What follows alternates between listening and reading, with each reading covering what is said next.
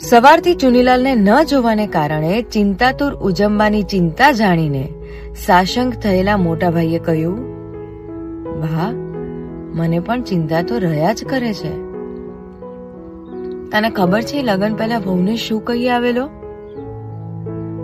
ઉજમ્બાએ આશ્ચર્ય વ્યક્ત કરતા કહ્યું, ના. મનસુખભાઈ પણ અધીરાઈથી પૂછી બેઠા, શું કહી આવેલો? મોટાભાઈએ કહ્યું, એને કીધેલું, મારી સાથે લગ્ન કરશો તો પસ્તાશો. આશ્ચર્યચકિત થયેલા મનસુખભાઈના મુખમાંથી શબ્દો સરી પડ્યા. શું વાત કરે છે? તને કોણે કહ્યું? મોટાભાઈએ જવાબ આપ્યો, વેવણે. એક દિવસ વાતમાં એ બોલી ગયેલા. ચુનીલાલ આવું કરે એની તો મને સ્વપ્નમાં પણ કલ્પના ન હતી. લગ્ન પછી મને ધરપત હતી કે હવે દીક્ષા વાત નહીં આવે, પણ વેવણની વાત સાંભળ્યા પછી મારી ધારણા મને ખોટી લાગી. તમે જોયું, એ કરે છે બધું, કરે છે બધાનું, પણ કર્યા પછી પોતે જાણે કંઈ કર્યું જ નથી એવો. બધા એને યશ આપે ત્યારે પણ યશથી ખુશ થયેલો જોયો નથી. આખી પોળ અને સમાજમાં સૌનો લાડીલો છે, પણ એને એની કઈ પડી જ નથી. જોજો, એ બધું કરે છે પણ રસ ક્યાંય નથી લેતો. એ ભલો ને એની દુનિયા ભલી. ઉપાશ્રય જવા આવવાનું તો મેં બંધ જ કરાવી દીધું છે, તો હવે દેરાસરમાં કલાકો બેસે છે. આ બધું જોઈને મને લાગ્યું કે મારી ધરપત જ મને ઠગી જશે, એટલે બહાર તો ધાક બેસાડી દીધી છે. એને દીક્ષા આપવાની હિંમત તો કોઈ નહીં કરે. પણ હજુ હું એના પર આકરો થઈ શકતો નથી.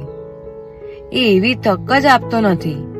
એ જે કહે કરી લે છે. વળી વધુ જોર કરવામાં પણ મજા નથી.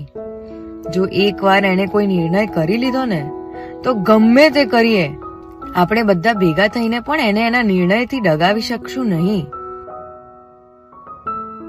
ઉજમ્બાની આંખે જળજળિયા આવી ગયા. ગળે ડૂમો ભરાઈ ગયો. એટલું જ બોલી શક્યા,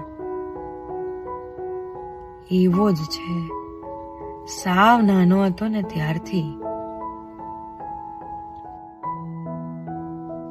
મોટાભાઈએ કહ્યું, એટલે જ એની સાથે સંભાળીને કામ લેવું પડે છે.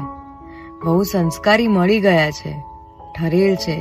3 વર્ષ થઈ ગયા. હવે એકવાર પિતા બની જાય પછી બહુ ચિંતા કરવા જેવું નહીં રહે. ઉજમ્બાએ કહ્યું, તારી બધી વાત બરાબર, પણ આજે સવારથી મેં એનું મોં નથી જોયું. આવું કદી થયું નથી. એને જોઈશ નહીં ને ત્યાં સુધી મને ચિંતા રહ્યા કરશે. દેરાસર હોય તો એકવાર મોં દેખાડી ભલે પાછો દેરાસર જતો રહે. મોટાભાઈને માની ચિંતા વ્યાજબી લાગી. એમણે સહેજ ઊંચા અવાજે બૂમ પાડી, અરે વહુ બેટા. જી કહેતા ચંદન તરત આવ્યા. મોટાભાઈએ કહ્યું, બા કહે છે કે ચુનીલાલને સવારથી જોયો નથી. કઈ કહીને ગયો છે? ઓમ શ્રી સિદ્ધિ સુરેશ્વર